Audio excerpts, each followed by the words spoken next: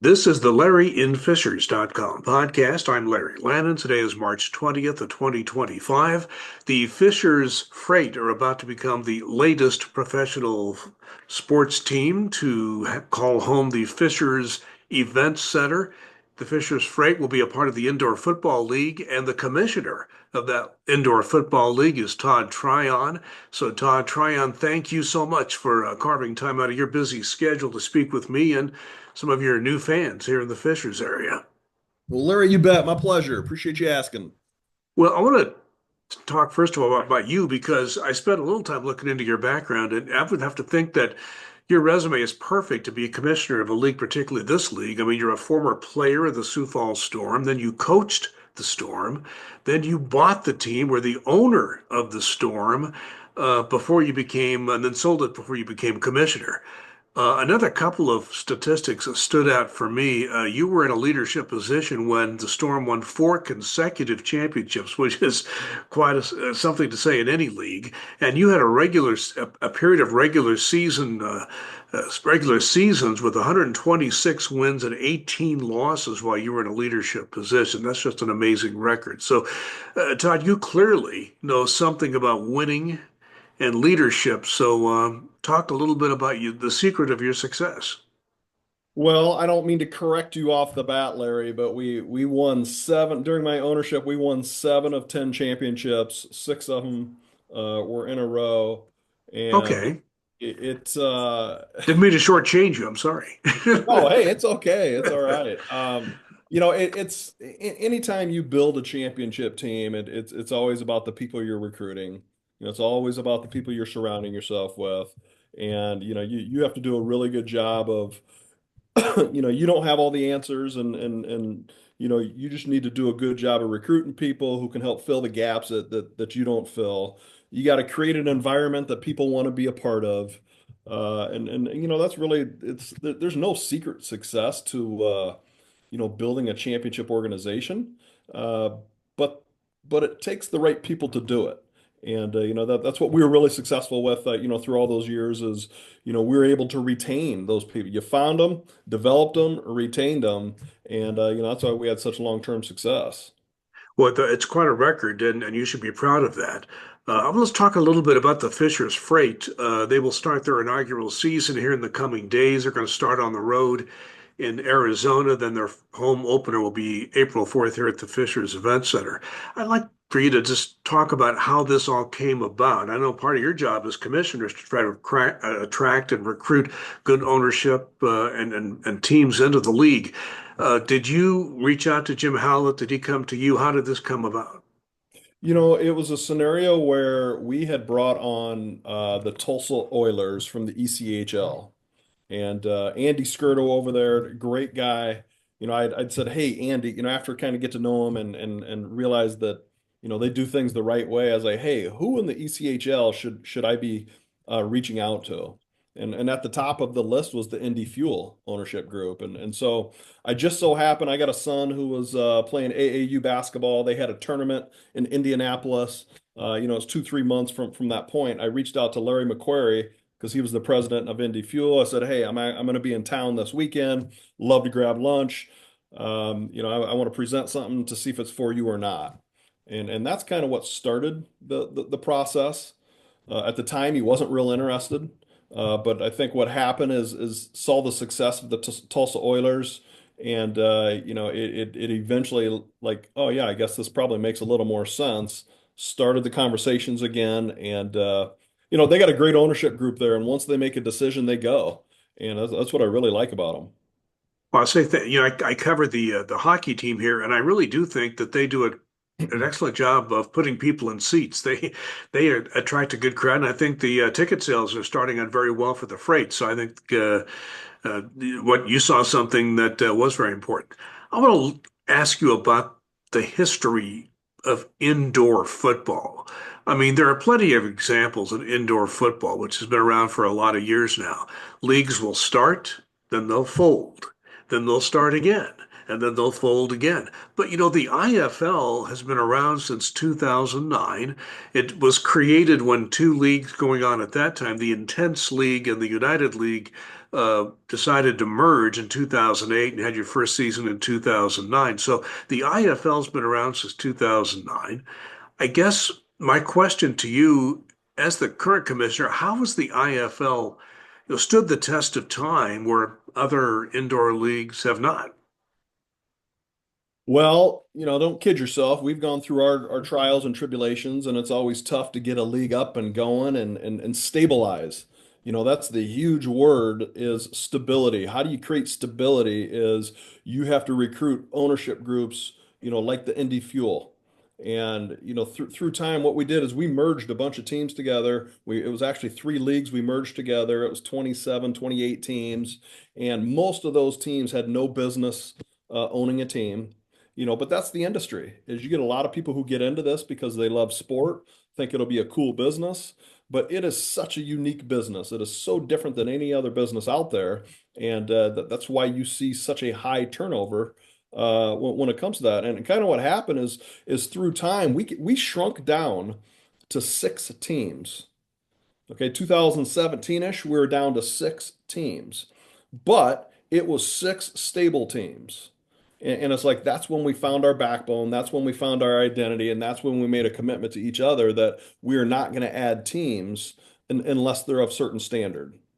And that's and so the next couple of years we kind of picked up the team and we didn't grow real quick. In 2019, when I took over as commissioner, got really aggressive in the expansion process, took a couple risks, because sometimes you do that to grow. And as we started to hit a certain level, we stabilized. And I think it was about 2022 is when our stability happened. And from that point forward, you've got enough teams for a legit league. You do not have to add any more unless they're of certain standard, and that's kind of the process that we've stuck to. And along those same lines, the only opportunity I've had up to now to actually see an indoor football league game in person was in Sioux Falls because my daughter's family lives in Sioux Falls. And last summer, I had a chance to go see it with my son-in-law. My grandson was 3 at the time, and his dad was visiting from Indiana. And a couple of different things impressed me about what I saw. Number one was just the quality of the play. I don't know what I was expecting, but I think the quality of the play and the players were able to recruit, and you can tell the coaching is there. The quality of the play was very high. But the other part of it was the team there always seemed to have something going on in the field. There's always something going on for the fans all the time during the timeouts, halftime, before and after the game. So I think that you've worked hard to put a good product on the field, but to kind of go back to what you were saying before, here's a team you have a long history with, the Sioux Falls Storm. They're pausing this season. So what happened there? It was extremely disappointing. In 2019 when I sold the team, I saw that there was going to be a problem. A new management system came in, and their goal is to generate revenue for the building, and they don't like tenants, and they don't like having to give up dates 6 to 8 months in advance, and so it was a constant struggle. They and so sold the team. New ownership now had to deal with this management. And it was a constant year-to-year contract. Each year they kept bumping things up, and by this last year, it's to a point. It was the worst contract in our entire league. Sioux Falls is 200,000 people. It's not a real big community, and they were having to pay fees of a major city, and it was pretty obvious what was happening there, and so it got to a point where um, you know they wouldn't offer a contract. And it got to the last minute, and it was something that to do this the right way, to put this ownership group in the right position, to pull the right strings at the city to make sure that there's got to be a win-win. It's a partnership, all right, and this turned into a one-way transactional relationship, and so we felt the best move was, hey, we got to hit pause on this and regroup. And it's the contract has to make sense to move forward. And so that's kind of where we're at with the process. So I understand that the Storm, they're looking for another venue there. Is that possible? You may come back next season? It's not possible. The Mm. venue that, I mean, we entertained another venue and it's a beautiful hockey facility. It would have worked great. Problem is they have what's called Coliseum seating to where, you're sitting up much higher. And so when you remove the glass for our game, there's only about a 4-inch lip to the top of that wall. And code meant you had to add another 36 inches of a railing of some sort, which put the interior wall at 6'6" all the way around. And it just doesn't work for our game. I was taking a look at what may be new for you in 2025, and the one big change I see here is a big difference in your television broadcast strategy. In the past, your games have been available on YouTube, so if you had, your YouTube was available to you, you could watch the games for free on YouTube. And I've done some things on YouTube, and I know they can be a real pain to deal with. Um, so now you're starting with something called the IFL network.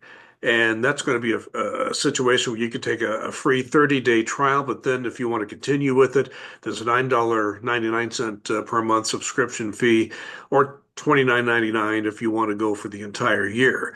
Now, I've been looking online, some people have praised this, something that's a good business decision for you, and you can collect data more accurately and so forth on who's watching. But others have criticized it, saying, that you're kind of diminishing your visibility as a league. Explain how you and the league owners made the decision to go with the IFL network. Well, there's a whole list of reasons why we couldn't be on YouTube. And, it just, the only one making money on YouTube is YouTube. And we were constantly having to fight for music rights violations, and we didn't know who our consumer was. They wouldn't provide us the data. We had no idea who was watching. It just, we had a lot of streaming issues, and a lot of it point back to because we only have such a small window of opportunity to go live for the game. That means you only got a small window to fix any problems that you might have. And so, and there's a whole long list. I mean, as I talk to national partners, they don't really respect YouTube because kind of anybody can be on YouTube. And so the choice to get off of YouTube was pretty easy. The next question is now what? And by creating our own network, it allows us to stay extremely flexible as we continue down the road for a national broadcasting partner. And we're trying to get everything underneath one roof, know who our consumer is, control our own product, and that's exactly what we're doing with the network. It is going to be a great user experience for the customer. It'll be a definite step up from the YouTube side, and we control it. And so if we choose to do a game of the week with somebody else, we can do that. If we want to black out, markets because of whatever agreement, we can do that. And it's just the difficult part thing was, do we continue to devalue our product and give it away for free? I think that's a lot of the outcry that you're seeing right now is, entitlement of people that's used to getting something for free. Why would I give anything for it? And I guess that's the whole point of why you got to start charging is because I mean, we've built the product into a level that it demands value. And 29.99, I mean, it's 26 cents a game. I mean, it's almost embarrassing that we put it out at that price, but it was a starting point, and as we grow, that'll probably grow. But for the first year, 30 days free, check it out. If it's for you, great. Here's a pretty cheap price to continue. And if it's not for you, we can't make you be a customer. Well, you mentioned maybe partnering with others. I know there's so much hunger for material right now. I mean, you've got so many sports network streaming services that are just dying for material. I know your championship game is on the CBS Sports Network. Do you think you might have an opportunity to get some more exposure on some of these streaming services, sports networks, or have you had much success with that? We will be on that's the once again, we had to kind of control and package our product to eventually move it to where it makes sense. And we couldn't do that through YouTube. And so, people are saying that we're going to constrict our audience. Yeah, we're probably going to constrict those that are used to getting it for free. But we're going to turn around and grow it in other areas. I think you made a compelling case for why you made that decision, and you made that case well. It's well known now, I think, that players in the IFL, I mean, they're not paid a lot of money, and it's pretty well known about that, especially compared to something like the NFL. Uh, but I do think there are a few players here and there that do end up in the NFL. My understanding is that for your players who want to take a step up, the next step up for most of them would be the Canadian Football League, and that a lot of scouts from the CFL are at your games on a pretty regular basis. Do you see that as the case? The players who want to take that step up, is that their next step in most cases? It is, and our Larry, our mission is to create a platform to advance your life, whether that's on or off the field. We take care of your medical, we take care of your housing, we take care of your food, and we give you a little kick around money for the weekend. So a lot of people point out, well, you don't pay them very much. Well, yeah, we kind of do when you sit there and add in, all the expenses that we eliminate for them, and we give them an opportunity to build their brand, whether that's continuing to get film on the field or someone like myself. I used the IFL as a player, an opportunity to network and meet people. I end up opening the first 24-hour gym in the state of South Dakota, built it into 10 locations, and I did that through the platform that the IFL gave me. And so those are the stories that we really want to get out there. But directly answer your question, yes, UFL, CFL, those are your kind of two stepping stones when it comes to a player advancing his brand on the field. Yeah, I know if you just look at what's paid, you're right. There are some other things that you do give your players. You give them opportunities, like you say, to brand themselves and to make some money off that, and you take care of a lot of their living expenses. One thing I've also found, when you search YouTube, which is where you've been for so many years, I do see you a lot. You are the face of the IFL for the years you've been commissioner, and you could obviously turn that over to somebody else, somebody on your staff, or pay somebody else to do it. But you sort of made the choice to be the face and the voice of the IFL. Why did you decide to take that role on? Well, because we're still in an emerging league, and you always want to control your messaging and your brand. And it's tough to ask as a leader. It's tough to ask somebody else to carry the torch. And so I got no problem continuing to carry the torch until we get to where we're trying to get. 24 teams of ownership quality, such as the Indy Fuel or Fisher's Freight, is the end goal. And once we get there. Once we've got the national partners we're looking for, once we're on the national stage that we're looking for, at that time, you could take a step back, delegate, do certain things. But in the meantime, I mean, that's business. Is you got to do the heavy lifting. You got to be the face, whether it's positive or negative. And so that's why we continue to do it the way we do it. We've hired Dixie Wooten as the coach here, and he has a long history with the IFL. And I've interviewed him a couple of times. That man is a bundle of energy. He's really devoted to what he does. Um, Tell me what your experience with Dixie Wooten and what he adds to a team like the Fishers Fuel, an expansion team building a franchise from scratch. Dixie's another great example of using this as an opportunity to advance your life. I mean, he was a player and then he was an assistant coach. And then, he ended up landing his first job for the Iowa Barnstormers, won the championship in 2018, went down to Tucson, got them into the playoffs 3 straight years, went to Bay Area, won a championship there. You guys got a championship coach. And he does. He recruits with passion, he coaches with passion. And I'm telling you, you guys got you got a good one there. I would like to ask you this because, again, for people, I mean, I've had the chance to see one game in person because I was visiting, my family. But for most people in Fishers, the Indianapolis metro area that are going to come to Fishers Event Center, watch a Fishers Freight football game, um, what should they expect to experience when they see their first IFL game? The biggest thing that the IFL is about, and we always prided ourselves, and that's when I said this is so unique from any other business out there, is you have to remember we're in the entertainment industry.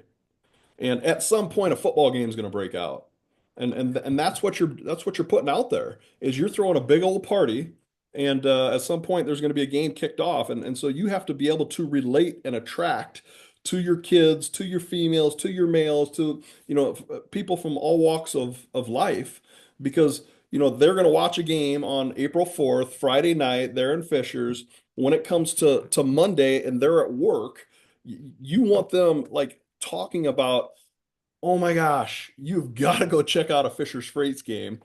I was exhausted when I left. And oh, you should have seen the game. And so that's the experience that you want to provide for people is you want them talking about you at work, that it's a must-attend event and not just for the football.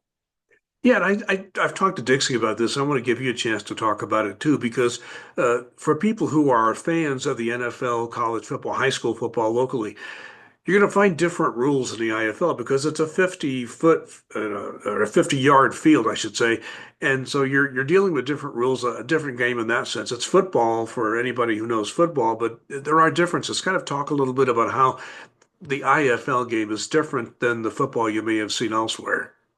It's 8 on 8 versus real football's 11 on 11.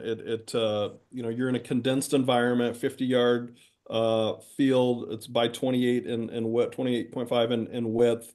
You have no out of bounds. You got padded walls that are your out of bounds. It is such an intimate environment. I'm always like, hey, if you're sitting in those front few rows, you better keep your head on a swivel because I mean, we go through 50 some footballs a game. I mean, you get to keep it as they go into the crowds and I mean, you have players making catches over the boards, and I mean, it's excitement and it's an experience that you don't get at college or NFL or anything like that. And so, we've done a good job over the last couple of years of getting rid of some of the gimmicky rules that were created to get more towards the outdoor rules, so that your casual consumer, it's not such a change to them. And so I would say your biggest thing, 8 on 8, smaller environment. You can have two guys in motion on offense. But outside of that, I mean, we're getting pretty close to the outdoor rule set. Yeah, the two guys in motion reminds you of the Canadian League because they do that as well. If you watch Canadian football on TV, which I have on occasion, no, I really enjoyed watching the product, and I think that for people who watch the game for the first time, one well, I should put it this way: people have asked me, "How can you play in an environment like that? Don't people get hurt because you don't have out of bounds?" What I found is that padding is really thick. I mean, I see players bounce right off that padding. Is that not correct? It is. And it seems like when you're in a tighter environment and it's a little more clustered, it's not, I mean, yeah, there's still violent hits and violent situations, but it doesn't seem like there's near the injury. And I think it's because, when it comes to concussions and it comes to some of those other things, it's like you're not going at a high rate of speed for long enough period to create some of that because of the confined space. And so I think that actually helps minimize some of our injuries. And it's still football, it's still contact. You're still going to have them, but I don't feel like it's as much as somebody would think. No, the Arena Football League really built themselves on a mostly passing league. There was not very much running. What I found interesting in watching the game that I saw, I'm watching some of your games on TV. This once I found out the Freight were coming, I went on YouTube and watched some of the games. Is that you do mix more running and passing, and there are some teams that do depend heavily on that running game. So in that sense, you're more like regular football. Yeah, when the Arena Football League really started to get going back in the early 2000s, outdoor traditional NFL college football was a more dominant running league and or running game. And so AFL wanted to create more points, create more excitement, so they made all these rules to favor the offense. And we in the indoor football league mimicked some of that. And what has happened through time, the outdoor game has changed rules and certain things to be more like the indoor game. And so it's now almost like the game has evolved to where it just naturally is a high scoring, high paced game that you're simply playing indoors. And so that's why we kind of got rid of some of those gimmicky rules. I know some of these other leagues kept them, that's up to them. But the outdoor game has become more like the indoor game was. Therefore, it translates better for these players as they're trying to get back outdoors. Yeah, one thing Dixie told me the first time I interviewed him is that, one of his priorities was to get a good place kicker. That really is a big part of your game, isn't it? It's a huge part of your game to have yourself a kicker. You can drop kick in this league, and it when you're kicking off, if you make it through the uprights, you can get yourself 2 points, which is a big deal. If it hits the goalpost, it deflects back into the field of play. It is a live ball. So, there's definitely emphasis on the kicking game.